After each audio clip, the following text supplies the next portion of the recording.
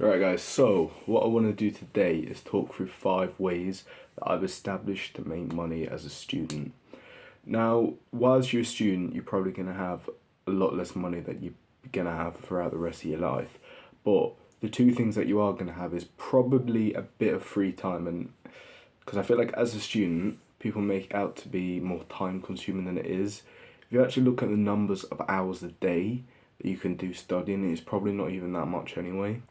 So you probably got a lot of free time, and the other thing is, if you're a student, you've probably got some brains. So I feel like a big part of the making money is about using the cards that you've got to your advantage, and how you can use them two things, your brains and your free time, to make some money. And so the first one, and probably my favourite way of making easy money as a student, is swapping bank accounts. But at the minute, if you swap to a First Direct bank account, not even your student account, just a regular current account, you can get 175 quid.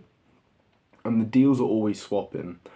So what I'd recommend doing is going and have a look on Martin Lewis's moneysavingexpert.com regularly, and then you just sort of swap between different bank accounts. Usually there'll be a list of things that you've got to do in order to get the money, but it will just be like deposit in X amount of money, do so many direct debits, spend so much amount of money. But it's quite easy to do that if, when you've got your student loan come in, you immediately use it for that. Because you probably, when your student loan comes, you're probably going to have like a few £1,000s. So if you have, for one of the requirements, you have to deposit £2,000 into the account, just wait till your student loan comes in.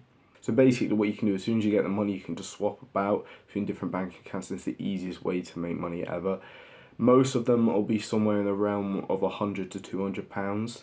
It's literally just, it's basically free money, isn't it, really? Number 2 is looking on Facebook Marketplace. Now, I find that Facebook Marketplace can be a bit of a goldmine for like easy jobs to find to do. I feel like the majority of people aren't looking for something that's going to take up set blocks of the schedule. So a lot of students are going to be looking for work that they can do, where they can kind of do it on their own time and work around them. And if you go through Facebook Marketplace, there's usually like someone will be wanting like something moved, or these like easy little jobs. You can go and get some like cash in hand really easy. So yeah, what I'd recommend doing is just just joining all the Facebook groups from your local area, have a look about, and there'll probably be some easy jobs, and then tailor it to your skill set. So if you're quite physically strong, you can do some physical labour, or if there's certain like handyman jobs type things that you can do that you think you'd be good at, try and do the jobs that you don't think as many other people can do. The next one is looking at online work. Now, if you're looking at work for online tutoring, you're looking at translation services or transcription services. Now, there's so many like easy jobs that you can get on the internet where you can work the hours around you and make a decent bit of money.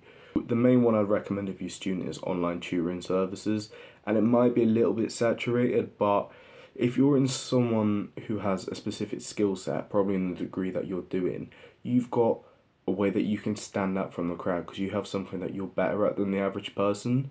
And when you have people who are willing to pay for that, because it's a specialised skill, you're probably going to be able to charge a bit more than minimum wage. So whilst you can look at these tutoring things as saturated, if you are able to get through into them, you can work the hours around you and probably be able to charge a decent bit. And it's kind of the same thing with translation work.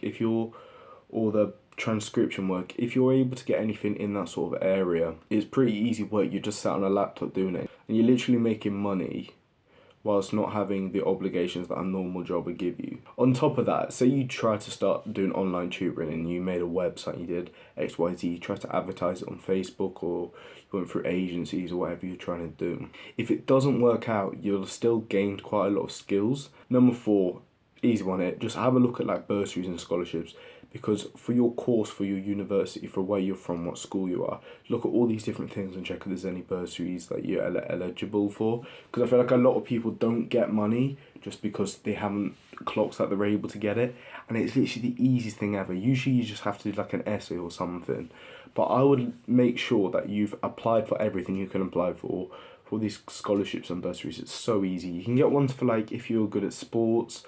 A lot of unis have that, but you've got to think most universities are quite rich, and they are giving out a lot of ways that you can just get easy money. So I'd have a look at that. the final one is flipping stuff on like Depop or eBay and stuff like that.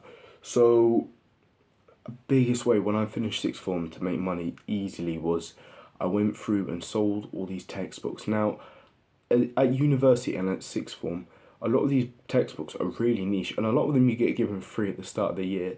But when you sell them on like eBay or Depop, some of them I was making like £20 a book. Like, it's ridiculous. So I'd 100% recommend going through that and doing that. The other things that you can flip is stuff like calculators and like all these other little things that people, especially you get a lot of people who've got stuff like an expensive calculator because they haven't bothered to sell because one, they've never put something on eBay before in their life, and two, they probably didn't pay for it because they got it from their parents or from university or something. So if you can find people and be willing to sell all these things for them, or maybe you can buy it off people, like you can buy it off some of your friends or like anyone you know, and then you can sell it for them and then just take a cut. Like, it's the easiest way to make money, and also it's so low risk on like eBay and Depop and stuff because you only get charged fees if you do make a sale. So yeah, that I would really recommend having a look at that. Right, so that's the 5 things I've got. Let me know if that's any of that's useful to you, and I'll see you in the next one.